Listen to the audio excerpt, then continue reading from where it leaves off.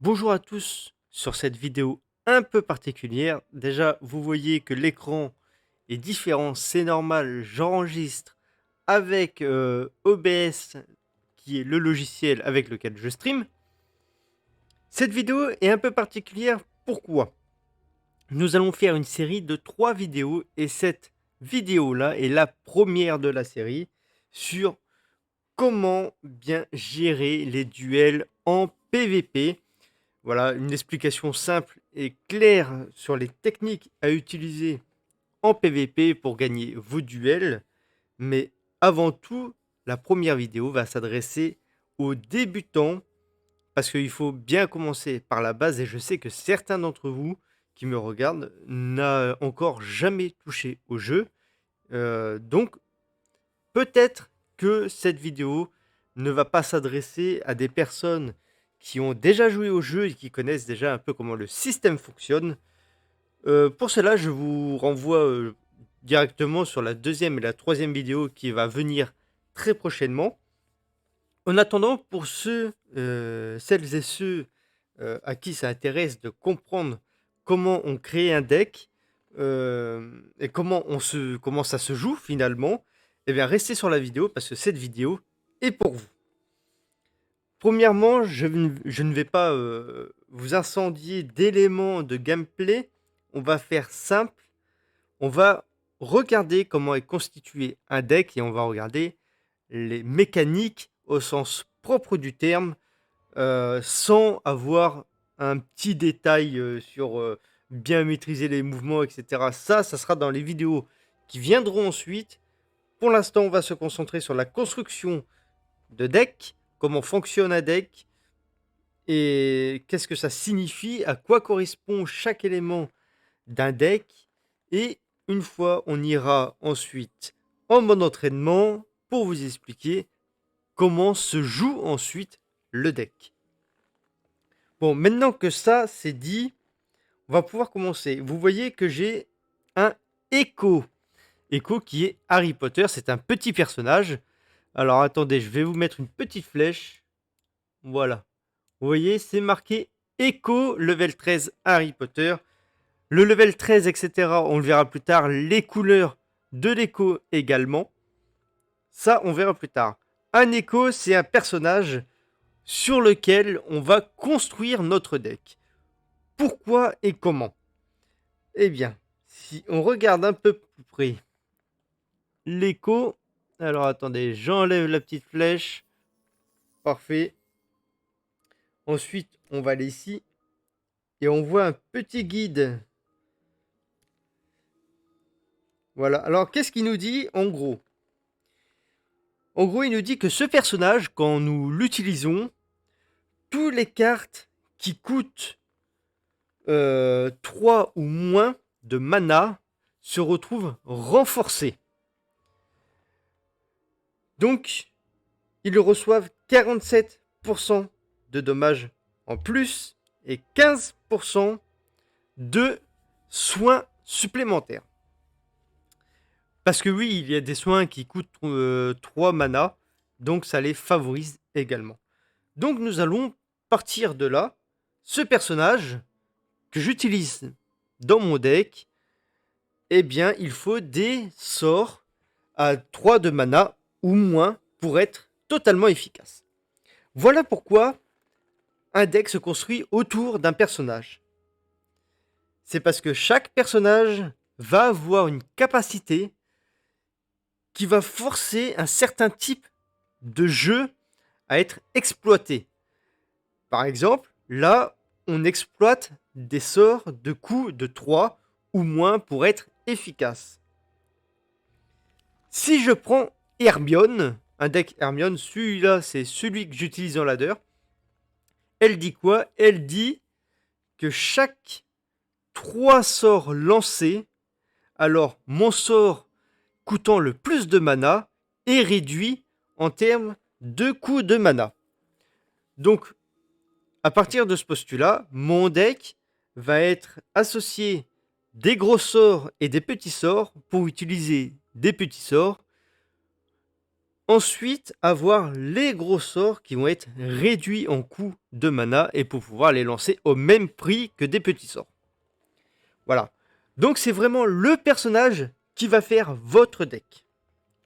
On retourne sur le deck de présentation.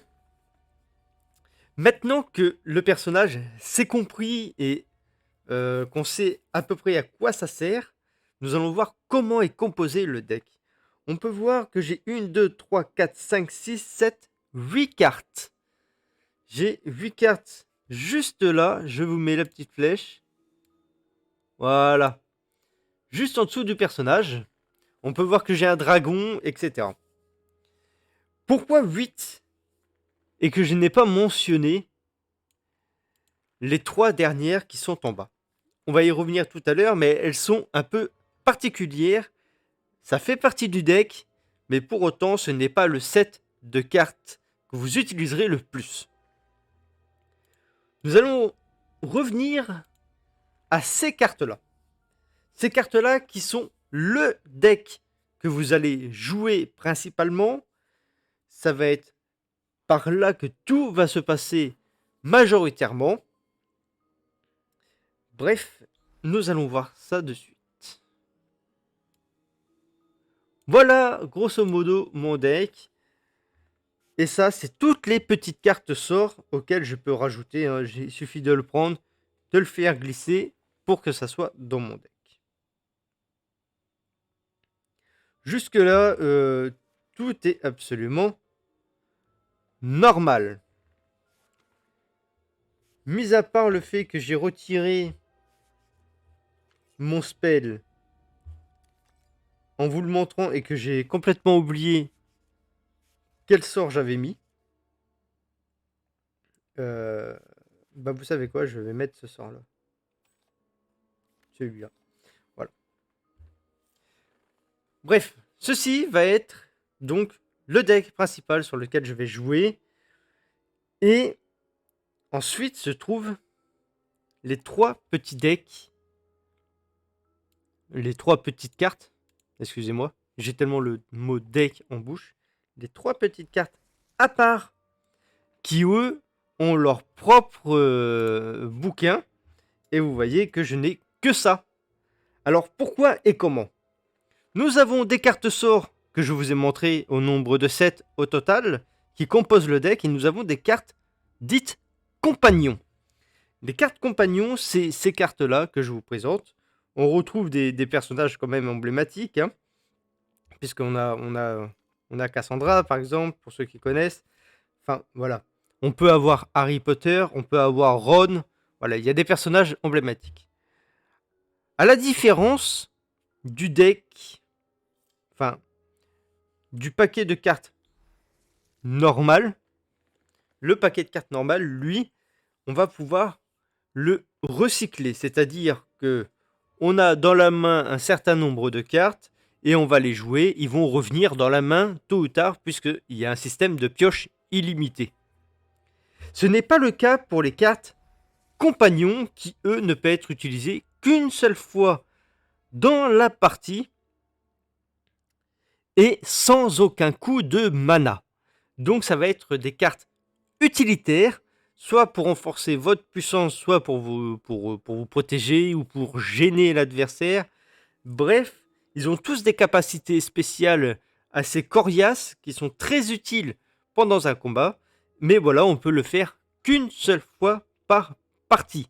C'est la grosse différence et ça va être une mécanique à part entière à comprendre et à maîtriser dans le PVP. Maintenant que nous savons de quoi est composé notre deck, eh ben moi je vous invite à aller voir comment fonctionne ce deck. Comme je vous l'ai dit, pour ça, on va aller en mode entraînement. Voilà. Donc, ici, c'est le duel. C'est ici que tout va se passer. C'est ça le mode PVP. Vous avez vu certaines de mes vidéos où on voyait justement une arène. Et ben, c'est ça. Alors, pour vous situer un peu le contexte, c'est ici que se trouvent mes cartes sorts. Les cartes principaux du deck, ceux qui se recyclent. Par exemple, quand je parle de recycler de façon illimitée, vous voyez ce sort qui est en fait une brume. Eh bien, si je cycle mon deck, vous allez voir que, hop, la carte en question réapparaît dans mon deck. Voilà. Et c'est comme ça que fonctionne le jeu pour les cartes sorts. Pour les cartes compagnons, vous voyez que ça me coûte aucun point de mana. Point de mana qui se trouve juste ici, qui se remplit à chaque seconde. Alors on voit pas bien, mais hop, c'est la petite barre où vous voyez 10 avec la lumière. Vous voyez d'ailleurs que quand j'utilise des points de mana qui descendent. Et ensuite ça remonte petit à petit pour récupérer des MP. MP qui veut dire point de mana, grosso modo. Bref, les compagnons, je disais, c'est encore différent. Puisque regardez, j'utilise un compagnon et je dois attendre pour utiliser le compagnon suivant. Et nous verrons ensuite, tout le long, que je ne peux l'utiliser qu'une seule fois et qu'à la fin des 3 compagnons, une fois que je les ai utilisés, je ne peux plus utiliser aucun. Ça ne se recycle pas, donc ça ne retourne pas dans la main. Il n'y a pas une pioche illimitée, à l'instar des cartes de sort. Bon. À partir de ce moment-là, nous avons 2 gameplays à maîtriser. Nous avons à maîtriser les cartes sorts qui se recyclent, et nous avons des cartes compagnons qui ne se recyclent pas.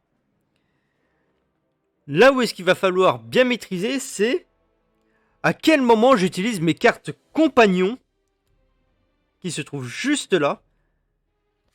À quel moment je vais les utiliser, puisque je ne peux les utiliser qu'une seule fois. Donc ça va être vraiment des cartes stratégiques. Pourquoi 3 cartes compagnons? Eh bien, tout simplement parce que ça... le temps de recharge entre chaque compagnon utilisé va être l'équivalent en moyenne d'une partie. C'est-à-dire que nous avons un compagnon en première position qui va être pour l'early game, le début du combat.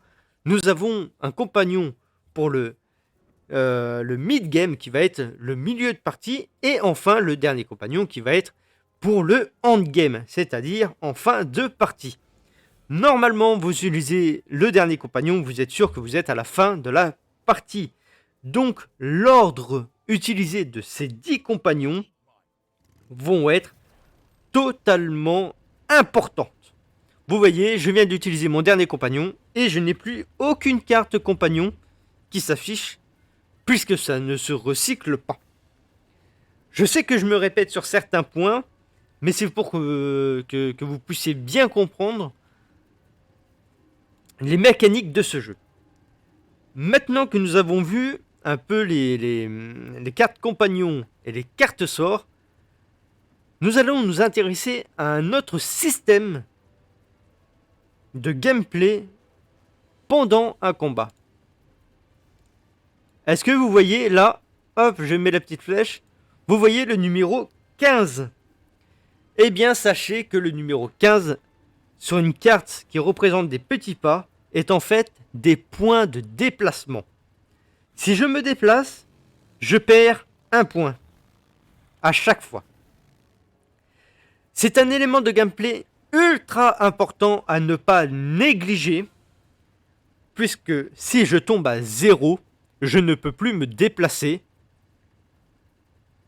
Et du coup, l'adversaire va pouvoir lancer des sorts et je ne pourrai en aucun cas l'esquiver. En revanche, la petite particularité qui se passe lorsque je n'ai plus de points de déplacement, hop, c'est qu'il est possible de quand même se redéplacer par la suite. Puisque vous voyez, il y a un temps de chargement et hop, je peux réavoir un point de déplacement. Seulement un point de déplacement, c'est pas beaucoup. Et à partir de ce moment-là, je serai vraiment dans la mouise. Car une personne qui n'a plus de point de déplacement et qui se déplace une fois de temps en temps à la fin de sa recharge de déplacement est quand même ultra vulnérable.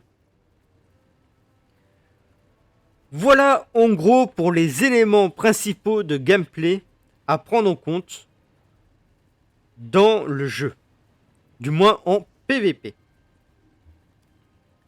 Alors, je vais remettre les choses en place avec un ennemi.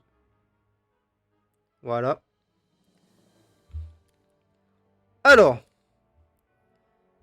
vous voyez que j'essaie de me déplacer, ça fait insuffisant de mauve. C'est-à-dire je n'ai pas de point de mouvement. Votre personnage a une auto-attaque.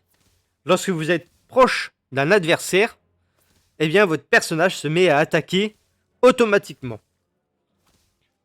Voilà, ça c'est un élément qu'il faut savoir. Au niveau des sorts, les créatures ont un pattern bien à eux et vous ne les maîtrisez pas dans leur déplacement. Ils vont aller attaquer les cartes les plus proches, mais en aucun cas vous devez gérer leur déplacement à eux. Voilà. Les choses vont d'eux-mêmes. Vous posez une créature et la créature va automatiquement aller attaquer une autre personne sur le terrain adverse. Voilà, grosso modo, c'est les points les plus importants à connaître au tout début, quand on commence. C'est par là que tout va commencer. Je sais que c'est chiant, je sais que la vidéo est pas drôle, puisque on part vraiment sur la base des bases. Et je sais que c'est pas marrant, mais j'essaye de faire en sorte que même ceux qui n'ont pas joué au jeu puissent concevoir comment se joue le jeu. Donc j'espère prendre le temps, de bien prendre le temps, comment expliquer, de bien avoir les mots justes pour que tout le monde comprenne le mieux possible. Alors, on va quitter ça. Et moi, ce que je vous propose, c'est d'aller faire un petit match contre un bot. Et je veux que vous portiez attention à comment je joue, et surtout avec les éléments auxquels je vous ai montré tout à l'heure, c'est-à-dire les cartes compagnons, les cartes sorts et les points de mouvement. Pourquoi j'insiste sur le fait de regarder au moins un minima un match après les explications? C'est pour que vous voyez concrètement pendant une vraie partie comment tout ça va s'enchaîner, va s'emboîter pour créer tout ce qui compose du moins le gameplay du jeu. Alors je laisse le micro activé pour bien pour parler en même temps. Vous voyez, j'ai 7 de mana, 8 de mana, 9 de mana. Au début, moi je vous conseille toujours d'attendre au maximum les 10 de mana. Nous sommes en début de partie, je peux donc utiliser le premier compagnon. On voit qu'il a lancé lui-même un autre compagnon, c'est une carte plutôt forte. Voilà.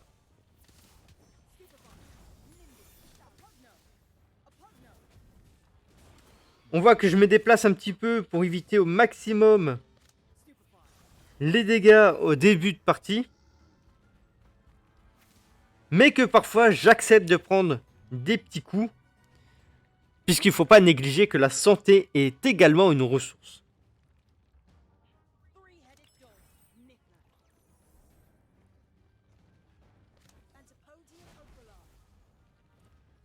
On peut voir au-dessus un petit timer, on peut voir qu'on est à 1 minute et 7 secondes de jeu. Et on va pas tarder à rentrer en mid-game, c'est-à-dire en milieu de partie.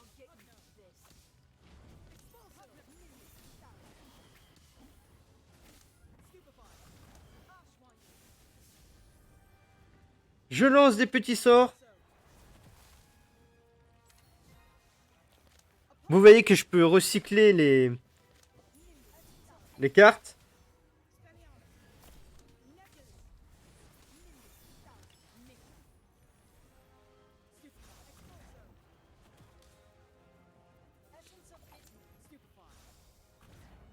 Allez. Bon, on n'aura pas le temps d'aller en fin de game. Ah bah si, si, je dis n'importe quoi. Dernier compagnon, la partie est presque terminée. L'adversaire n'a quasiment plus aucun PV. Et c'est le moment de le terminer.